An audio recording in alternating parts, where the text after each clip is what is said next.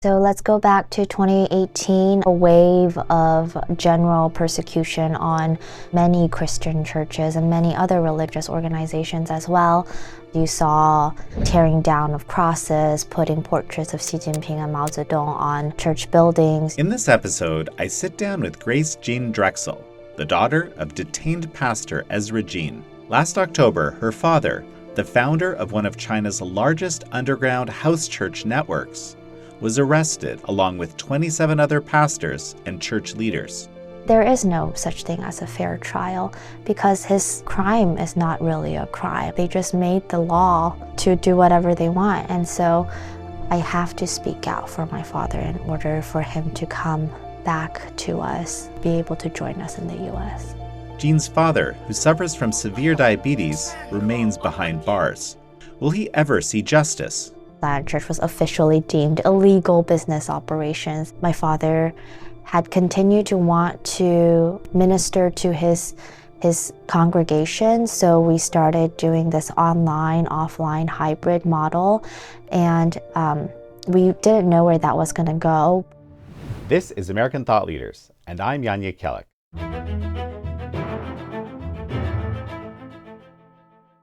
Grace Jean, such a pleasure to have you on American Thought Leaders. Thank you so much for having me, and thank you so much for having me again. Yeah. Well, we did a little short bit at the International Religious Freedom Summit, which seems to be very popular. In between that time, now, Jimmy Lai, of course, the owner of the Apple Daily, now has been sentenced to 20 years. And I just wanted to hear your reaction, especially considering your father is currently incarcerated.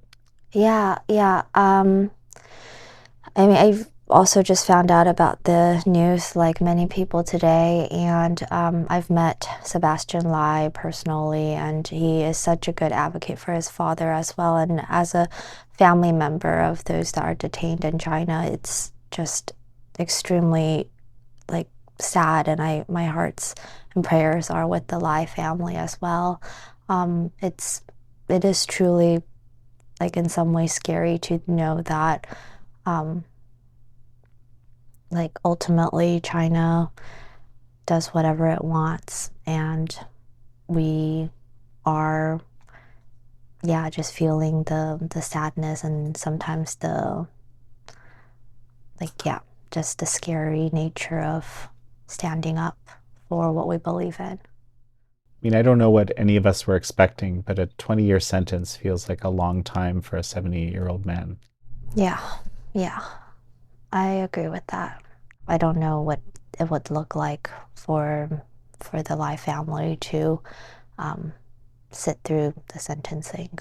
So, again, my thoughts and prayers are with Sebastian and Claire and the whole team. So, I mean, you yourself haven't seen your father for, I think it's about 7 years, because of travel restrictions and so forth. So give me a picture. What is his status right now? What is the situation with him? Yeah, so my father's church in 2018 was officially shut down in Beijing, and since then he has been under an exit ban from leaving China. Prior to that, my mother, my brothers, and I had moved to the US with the blessing of the church so that we would not be collateral damage. And so since then, because my father has been exit banned, it has not been safe for us to go back to China. And so we have been living, we were able to communicate via Zoom and various online tools. But generally speaking, we haven't seen him physically. We haven't, there's so many parts of our lives that he has missed out on. He was not able to walk me down the aisles at my wedding. He was not able to attend my baby's baptism and all of these things. So, and my brothers was an elementary school student and is now about to graduate high school, and none of those events have been physically witnessed by my father since 2018. But in October of 2025, the church continued to grow. And so in October of 2025, the government has detained my father along with initially close to 30 leaders of the church. And now 18 people, including my father, are still detained in China in Guangxi province. And so now it's gotten even worse. Like we can't even talk to him at all. Like we are not able to communicate with him directly, not even with letters, not even with phone calls. And the only communications that we can have is through his lawyers currently, who might see him once a month or even less sometimes, depending on their schedule. So that's sort of where we are at right now. Take us back to October 10th, 2025. And clearly, you knew that there was something kind of in the works since 2018. This is the reason you left. But the church still flourished despite being somewhat restricted. Just explain to me, how that changed and then what happened on the 10th. So let's go back to 2018. That was part of a wave of general persecution on like many Christian churches and many other religious organizations as well. But in terms of for Christians, you saw like tearing down of crosses, putting portraits of Xi Jinping and Mao Zedong on church buildings. You saw that with the independent church or house churches, like many times we heard about various raids every week, like where pastors would be dragged out from their podium and whoever was by like tens of police would storm in, and anyone who tried to stop the taking away of the pastors would be also equally punished. So that was in a way that was the backdrop of like a general trend of what was happening in China. And at that time, in September 9th of 2018, my father's church was also shut down, and hundreds of police came to our church building that Sunday and threw everyone out and had kept my father inside for many hours, and we weren't able to communicate with him at that point. And then after a few hours they released him, but everyone was heavily surveyed for several months. No one in Beijing would offer another meeting place for Zion Church. Zion Church was officially deemed illegal business operations, etc. And after that, my father had continued to want to minister to his congregation. So we started doing this online, offline hybrid model. And we didn't know where that was going to go. But in fact, in 2020, when COVID and the pandemic happened, the whole world shut down, but especially in China, there was a policy where no one was able to leave, and it was leave their houses for months at a time, etc. And so at that moment, Zion Church's model of this online worship actually exploded and expanded nationwide. And so Zion Church, despite government persecution, grew out of this desperation and out of this like forced way of meeting online, because there was no physical location for us, has become a new model and a new kind of revitalization of the church itself. And so because of that influence, I think in October 2025, we see that beginning in 2025 and now up to 2026, there is a new wave of persecution coming, as not just targeted to Zion Church, but to many churches and many other religious groups as well. And so in that context, on October 10th, I found out that my father was detained along with 27 leaders of my father's church at that point from all across the nation. And currently, we know that 18 of them are still detained. Now, I understand Zion Church. I mean, this was publicly done on the internet. This is available. Like the authorities could watch it themselves. right? So there's some kind of an attempt to, it might be difficult for people to understand how is it possible that you were having church services online with the authorities watching, even after, being shut down. Yeah. And then, well, of course, we know what happened, but how did that work? I think that my father's church was always very open about our church gatherings.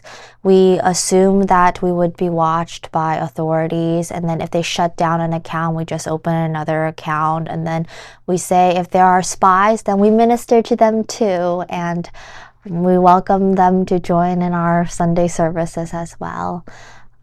So we operated, like you said, very openly, and we are not against the government, so we also didn't say anything too political. We were just trying to worship like a normal church in the US and the rest of the world.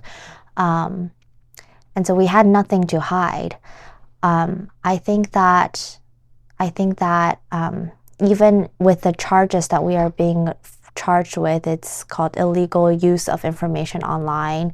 And if you push them and you ask them what is the illegal information that is being spread, they can only point to, yes, the sermons and the worship music that is still available on YouTube, and you can go and check it out. And then it's very much just like a normal church anywhere.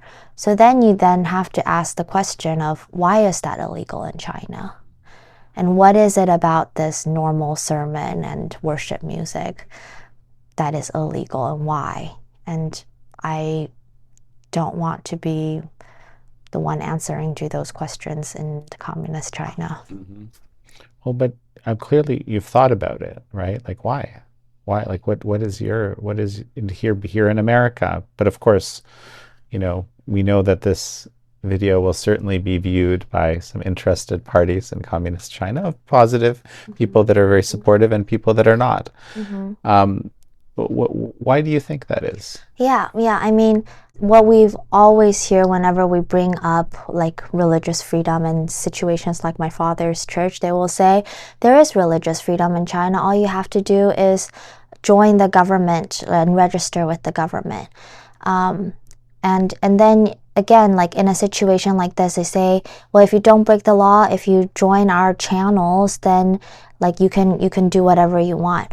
But what most people don't understand is that in order to join the channels, you have to have you have to get special license, and then only special licensed people can view it. And then all of that is then being monitored and being censored. And if you don't preach exactly like what the communist China leadership wants you to preach, then you get your license revoked, etc., etc.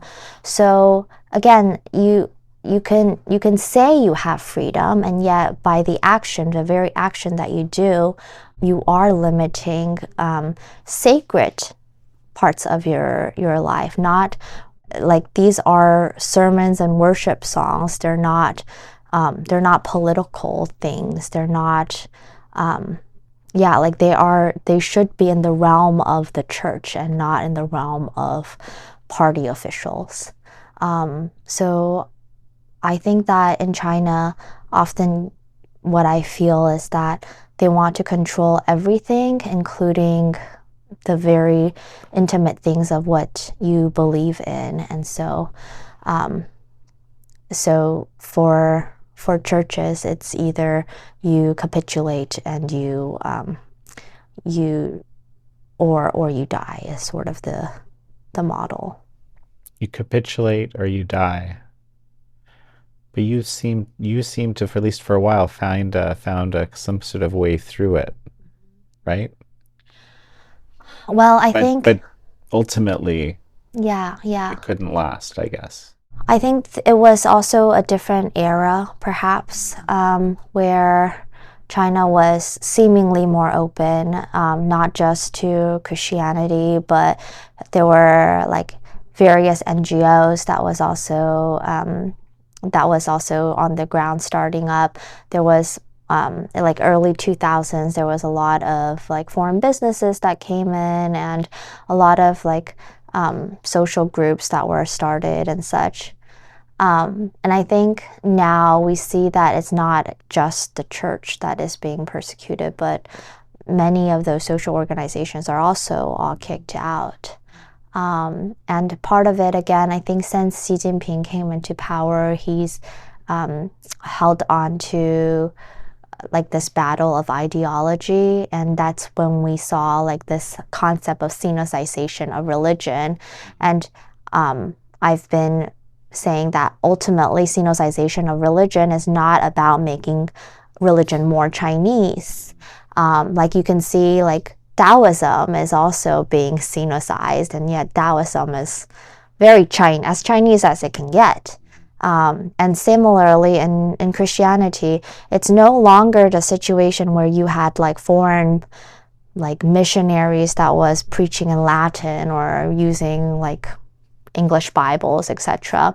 It was Chinese translated Bible, Chinese pastors preaching in Chinese language, very much grounded in Chinese theology and history and such.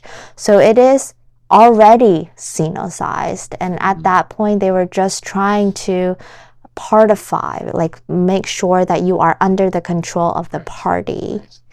And you see that like in September, I believe, Xi Jinping also led a Politburo study on sinicization of religion. And that was a signal to many people that ideology is again being emphasized. And that's also why we saw the crackdown of Zion Church in October and many other churches December, January, etc. as well. It's fascinating. You said, partified. I was thinking Marxified, same idea. Why do you think you see these pictures of Xi Jinping put on churches in prominent places, sometimes replacing crosses and so forth? What is that about? Yeah, I honestly don't know why. Like, it's funny because there are pictures of like, there are pictures of churches putting a cross in the middle and putting Xi Jinping's portrait on one side and putting Mao Zedong's picture on the other side. And in Christian, like, story, you know that Jesus was crucified next to two like murderers or robbers, and so you're like, oh, those are the two thieves that got crucified next to Christ. But all jokes aside, I think that again, it's a showcasing of who is the true leader of the church, and in a sacred building, I think that again there. We believe as Christians that God is the head of the church and is the sole head of the church. We believe that there is one God, and that the first commandment is that thou shalt have no other gods before me. So if we didn't believe that, we wouldn't be Christians in the first place.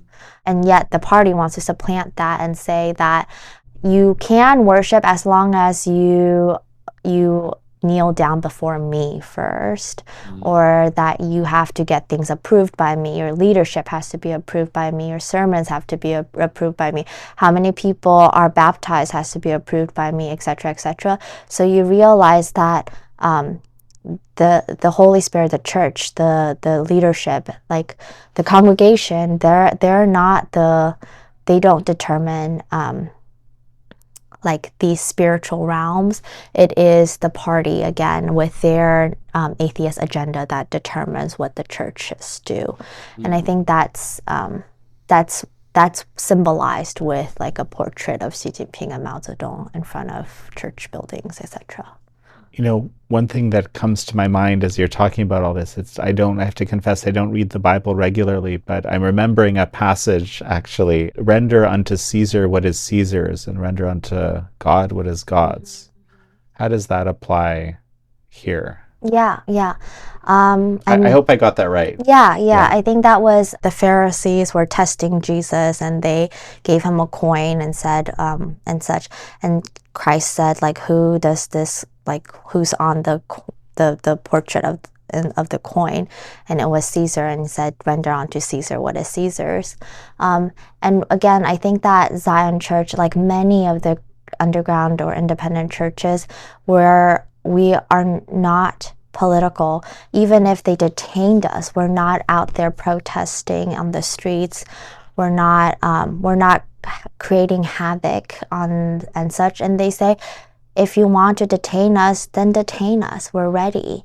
And yet we say what you can't take away is that we believe in God. He created heaven and earth, and He created you and me, and He sacrificed His life for us, and that now I am a Christian, and we believe that, like, then we believe that God is in control of my life, God is in control of my church, etc. And that's all that we are asking about.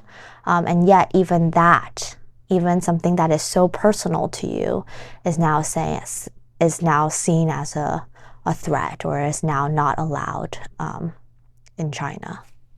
I've been writing recently about the totalitarian nature of communism, not just Chinese communism, although specifically Chinese communism. And it's, there is this need to control your thought, right? And so that it doesn't necessarily mean that the person has to believe what you demand they believe, although that's good, right? As long as you performatively accept it, right? And that's very interesting. But what you're doing is just not performatively accepting it, even just simply saying God is the ultimate authority. And I don't think the Communist Party likes that very much. Yeah. Since my father's detention, I've been reading a lot about various other detained people in different Soviet or in past China, etc. And one of the just incredible thought leaders, Natan Sharansky, and he would say that, like, in the Soviet times, most people performed doublethink, in which you don't even know if you believe in it or not, but you have to perform a certain way. And yes, like you said, I think many people in China would say, why don't you just say that you accept Christianity this way and just do that? And there are many people who are able to form that type of a doublespeak type of function in that type of way. But I also think that, again, like I think for Christians, we see that this is not necessarily a new type of persecution. I think in the Bible we see that like pharaohs had tried to say, kneel down before me, before your God.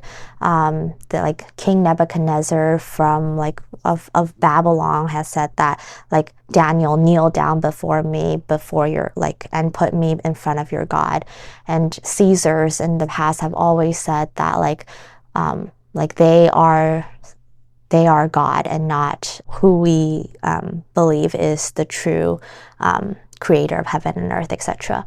And so I think all that we are saying is that this is not a new phenomenon. This is not a new phenomenon. Many leaders had want people to worship them or to put them ahead of any of the other ideologies. But again, this is an intimate belief system in some people. You don't have to be a Christian. We're not going out there forcing people to be Christian. But if you are a Christian, it is an intimate belief that we believe that God should be worshipped as the head. And so, and there is no room for that in China.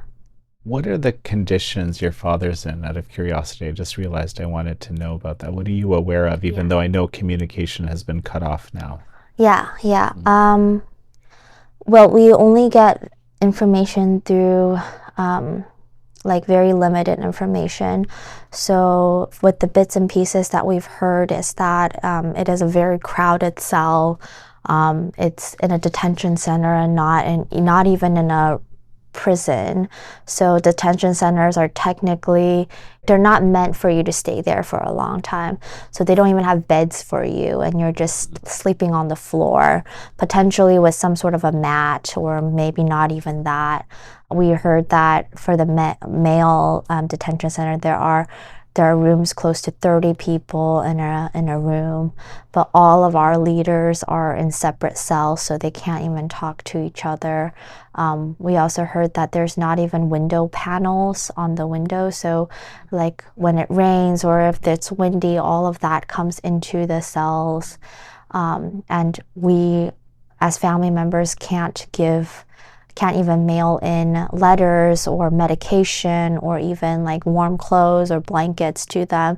So we hear that they are like shivering at night, and many of them had like arthritis flare up and all of these horrible like medical conditions, and many of their medical conditions are not being addressed because family members are not able to give medication.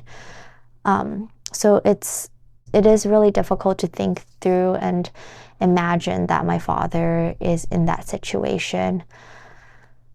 And especially knowing that he is not in good health. My father has like severe type 2 diabetes. And so like we are very concerned and worried for his health, and hoping that like we would be able to he would be able to be released soon, especially because his health is failing fast. So you've had, numerous conversations with various officials here in the U.S. I know, I know you even came from one. We don't have to say who it was with, but just before this interview. And so, what has been the reaction? Do you feel there's something they can do? Yeah. Like you said, it has been I am incredibly honored and just feel very supported by how many people in Washington and around the world who have said that they have heard about my father's situation and are in support and in solidarity and in praying for my father.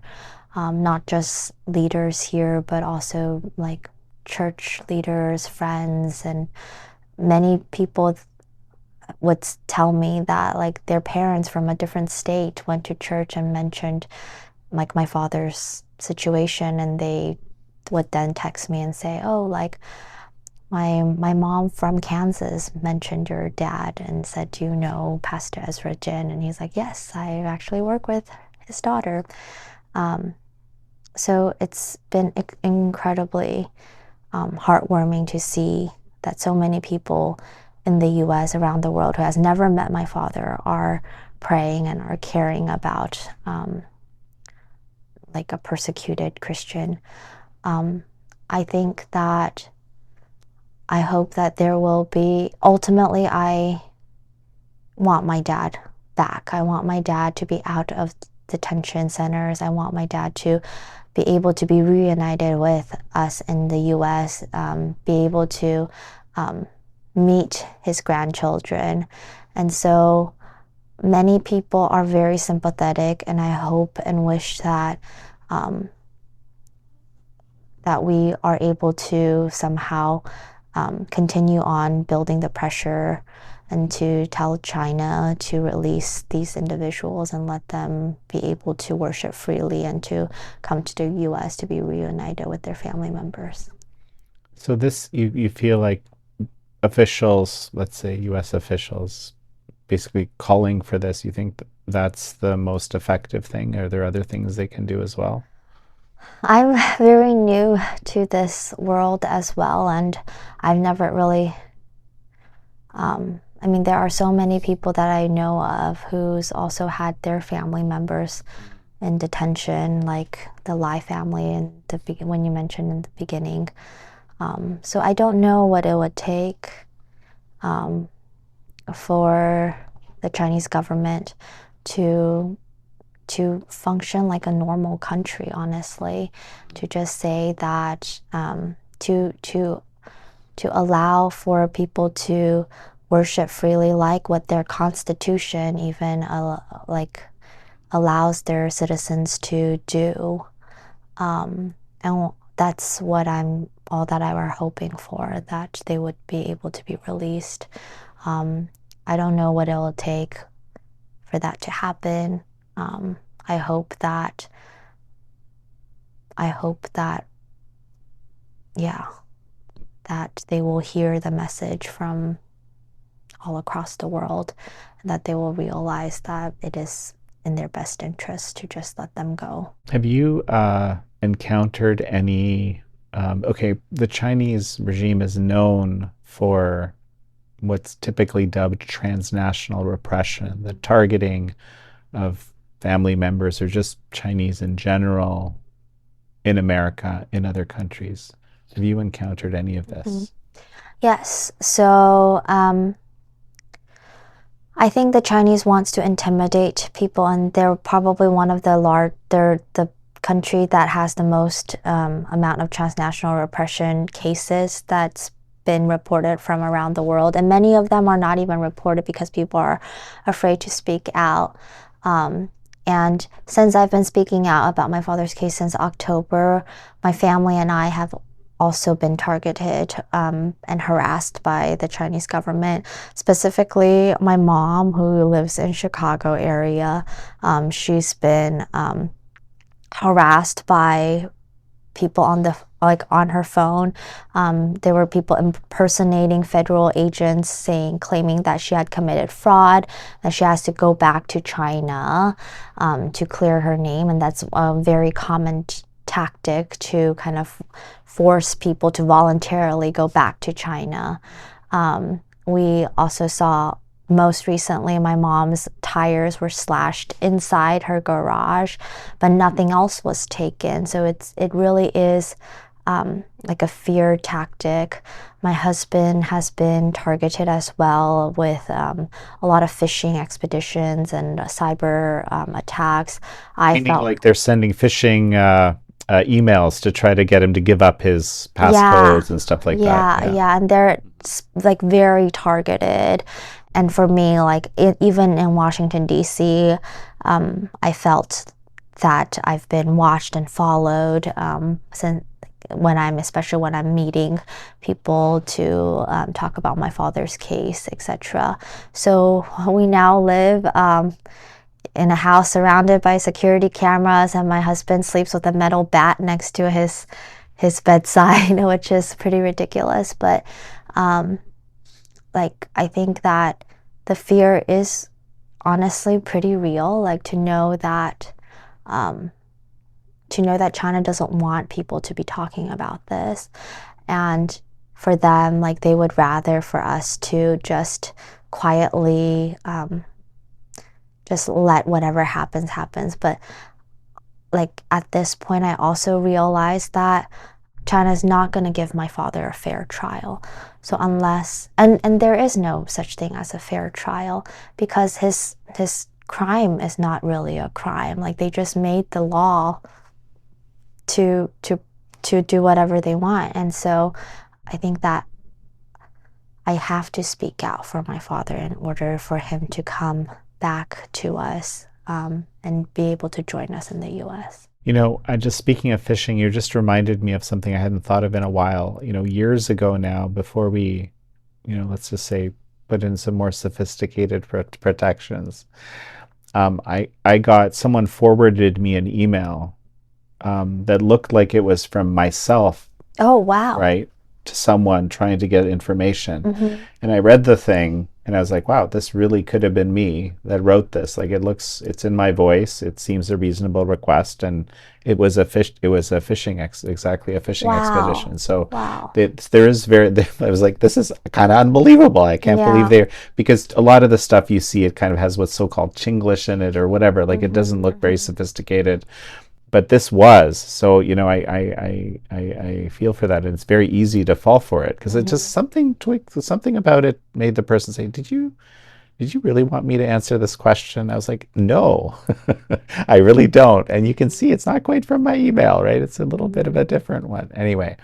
So there's some very sophisticated operations, and that fear, I think they also capitalize on the Yeah. fear. Yeah. Okay, what are you thinking right now as you say yeah? Well, like you said, I think that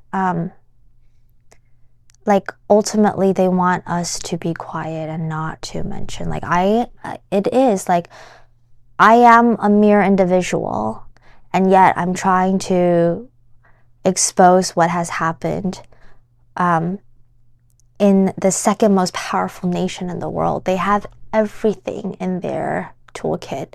They have the justice system. They have police that can call like whoever. And again, like I am just myself. And so like they have tons of people to craft an email to sound exactly like me, and or to have other creative ways to out there to get me. Um, and that is like it is a very fearful thing to think about, and I get it. Like a lot of activists and like people before me have also been targeted, have also um, been subject to this type of fear. Um, but yet again, like, what are my options? I have to get my father out.